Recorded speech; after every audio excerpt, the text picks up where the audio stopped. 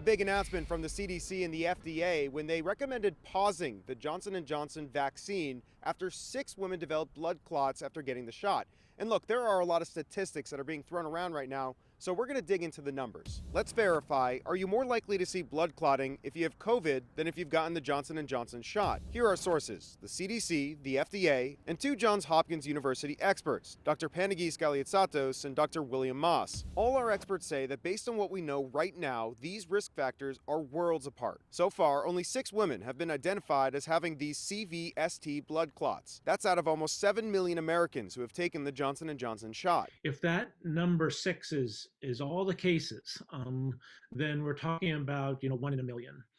It's possible that there are more cases that will turn up in the coming days. Meanwhile, it's a completely different story for COVID cases. The risk of blood clots is much higher, certainly in individuals who are hospitalized and have severe COVID. The worse your COVID-19, right? So say that you're sick enough to land in an intensive care unit, probability of developing a blood clot's about 31%.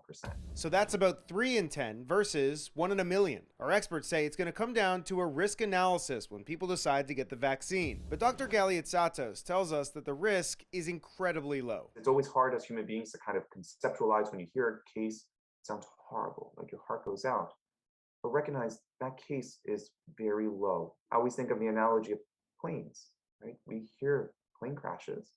But many of us still recognize that's a low probability. I'm still going to go out and fly. So we could verify that based on what we know right now, the risk of blood clotting from COVID-19 is much higher than the risk from Johnson & Johnson vaccine. With your Verify, I'm Evan Kozlov.